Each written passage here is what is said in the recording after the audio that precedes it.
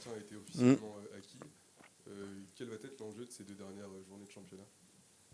Bon, on se dit surtout quand on joue Lyon-PSG, on est content d'être maintenu avant ces deux derniers matchs parce que le calendrier était sorti au mois d'août, on s'était dit oulala, vaut mieux être vaut mieux être maintenu avant les J21, J22. Maintenant, c'est, on va dire, du plus. Lyon n'a jamais été accroché cette année, pourquoi pas le faire? Quand je dis accroché, c'est ils ont zéro défaite. Et PSG, c'est toujours, il y a une proximité entre le Havre et le PSG. Beaucoup de personnes du club sont issues du PSG, où on joue au PSG, donc il y a pas une rivalité, mais ces deux clubs ont quelque chose en commun, et si on peut prendre des points face au PSG, on va pas s'en cacher. Et puis le PSG, ce sera aussi la dernière à domicile Mm. de la saison, donc aussi essayer de bien finir devant ses supporters. Ouais, ce serait bien, sachant que cette année, des fois, on n'a pas pris tous les points qu'on devait prendre à domicile. Et puis aussi, c'est une manière de fêter la fin de saison avec les supporters, avec l'ensemble du club, de terminer sur un match comme celui-ci, une sacrée affiche, sachant qu'à chaque fois que le PSG est venu à Océane, depuis que je suis au club, on a fait 2-2 et 1-1 la saison dernière. Donc voilà, le PSG sait qu'en venant au stade Océane, des fois, ils ne repartent pas avec les 3 points. Pour préparer ce match, qu'est-ce que tu leur as dit à tes joueurs? C'est surtout se faire plaisir, c'est ça, maintenant que le maintien a été officialisé? Oui, continuer à travailler, continuer à développer des choses sur l'aspect tactique, sur l'aspect technique pour les individualités, pardon. Et après, voilà, on a fait le taf, l'objectif est rempli, maintenir le club dans l'élite féminin. Maintenant, c'est comme je dis souvent, c'est à elles d'aller chercher, un peu comme la Coupe de France. Si elles ont envie de créer l'exploit, elles peuvent le faire. Voilà, parce que au mois de décembre, on était mal embarqués, elles ont su redresser la barre. Et puis, moi, je veux juste qu'on donne une bonne attitude et une bonne image du club sur ce match-là. Parce que Paris, je crois, sur les 3 derniers matchs, c'est 6-0, 6-0, 6-0. C'est pratiquement un match de tennis. Donc, j'espère qu'on saura faire face à cette équipe parisienne, tenir tête à cette équipe parisienne, et pas faire comme les dernières confrontations qu'elles ont eues, craquer rapidement. Est-ce que globalement tu vas te Mm. servir de ces deux matchs, Lyon et Paris, pour commencer aussi à préparer un petit peu la saison prochaine? Voilà, la saison prochaine, elle est pas très loin, mais elle est en même temps loin. C'est ce qu'on se dit souvent. Comme dans le football, les fins de contrat de joueuses, entre les jeunes qui poussent et aussi les jeunes qui vont sortir du centre de formation. Est-ce qu'elles vont intégrer l'équipe ou pas? Je pense qu'elles ont eu, les jeunes, beaucoup d'opportunités de venir aux entraînements et certaines même d'être titulaires.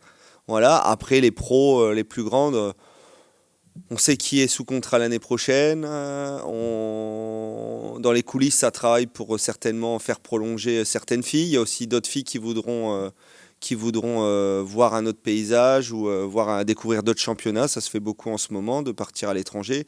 Donc aujourd'hui, je pense que l'objectif, il est commun, c'est de gagner des points, de me faire un bon match. Et après, comme je leur dis souvent depuis janvier, qu'importe comment ça se passera, tout le monde sera gagnant. Celle qui voudra partir du club, si, comme on est maintenu, et si elle fait une très belle performance contre PSG et OL, bah, elle sera peut-être appelée par des équipes qui sont devant nous au championnat. Et puis une joueuse qui reste au club, bah, elle doit aussi se confronter pour progresser face à ce top 2. Donc tout le monde est gagnant de jouer ce type de match. Les jeunes, justement, c'est vrai que cette année on en a vu quelques-unes. Est-ce que le fait de les faire jouer un petit peu plus Mm. sur ces deux derniers matchs, ça serait leur faire un cadeau, ou c'est peut-être trop difficile de les tester justement face à Lyon et Paris qui sont quand même deux des meilleures équipes européennes? Non, on leur fait pas. C'est pas des cadeaux, c'est elles le méritent amplement. Là, je vois Émile Lefebvre et Luna Laboukari vont partir à l'Euro U17. Donc ça veut dire qu'il y a de la qualité au centre de formation. Il y a du qualité fait par le staff de la formation. Donc aujourd'hui, c'est aussi dire bah, l'année prochaine, on ne sait pas comment l'intersaison va se passer. La dernière intersaison a été très, très mouvementée, que ce soit, bah, on a déjà parlé avec les droits télé, avec les budgets, avec le recrutement tardif ou des choses comme ça. Voilà, il faut se préparer à tout et moi je suis quelqu'un qui essaye d'anticiper au maximum les choses. C'est-à-dire si c'est pour revenir au mois d'août et d'avoir des jeunes et de ne pas leur avoir fait goûter à la D1 et qu'elles découvrent que l'année prochaine la D1, on va perdre du temps. Donc oui, il y en a qui vont être encore dans le groupe, comme à Strasbourg.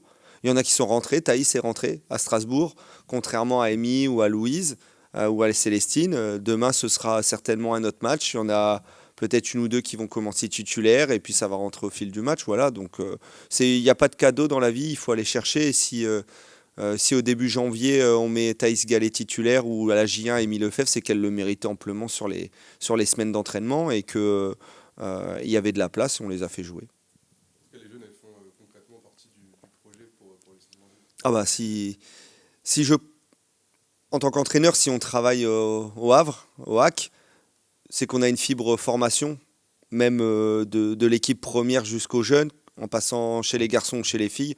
Vous avez une fibre formation, vous savez très bien que l'équipe première féminine ne va pas être que composée de trentenaires. Voilà, pour une question de budget, mais aussi une question de mentalité. Le Havre, c'est la formation. Le club avait été élu meilleur centre de formation il y a 1 ou 2 saisons. C'est pour dire la qualité de l'équipe pédagogique. Et depuis 4 ans, avec Laure Lepailleur, on essaye sur la section féminine et l'ouverture de centre de mettre les mêmes choses en place, un peu de calquer le modèle garçon.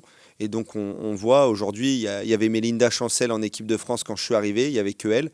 Aujourd'hui, en 4 ans, on en a vu défiler des Noah Lambrecht, des Luna Laboukari, Amy, Thaïs, des filles du cru et des filles de la région aussi. Donc il y a un vivier en Normandie, on le sait. Il fallait juste une structure de haut niveau pour leur permettre de continuer à progresser. Et c'est ce que le Havre a mis en place avec l'ouverture du centre de formation. Et aujourd'hui, on va commencer à récolter un peu les fruits de ce travail de 4 ans et demi, avec la plus belle illustration, c'est Émile Lefebvre, c'est Thaïs Gallet, c'est Luna Laboukari, voilà, et puis Louise ou Célestine Boisard aussi. Donc c'est parfait. On l'a déjà un petit peu dit, mais il y a moyen de s'appuyer sur ce qui a été fait en Coupe de France notamment, là, Oui. sur ce dernier match à domicile contre le PSG. Est-ce que vous dites aussi au public, faut y aller, c'est le moment? Ouais, bon, on aimerait battre le record encore de supporters. En coupe, on était à 4800, un peu moins de 5000. Si on pouvait passer cette barre des 5000 symbolique pour le club, pour les joueurs, ce serait top. Après, le 21h mercredi, c'est reprise scolaire. Je pense qu'une semaine avant, on aurait peut-être pu faire plus vu que c'était les vacances. Mais bon, ça fait partie. Après, comme on dit, on a tous des frères et sœurs ou vous des enfants. À 21h, ils ne sont pas couchés. Hein. Ils ne vont pas coucher avant 23h. Donc si tout le monde veut venir au stade pour supporter le club et supporter les filles, ce serait exceptionnel de battre ensemble encore un nouveau record à domicile. Et donc, on les attend nombreux et nombreuses mercredi au coup d'envoi. Et puis, un petit mot sur le Stade Pelé, parce qu'il est inauguré ce week-end. Oui. Ça a changé vraiment pour vous beaucoup de choses voilà, d'avoir cet équipement-là. C'est un investissement de la ville vis-à-vis du sport féminin et du sport de haut niveau féminin. On les remercie. Et oui, ça a changé beaucoup de choses. D'avoir des locaux dans lesquels vous avez vos bureaux, vous pouvez, nous staff par exemple, ne serait-ce faire des réunions où on sait que ce bureau, on peut ne serait-ce accrocher des choses ou voilà, avoir un lieu vraiment avec une identité. Ça c'est excellent.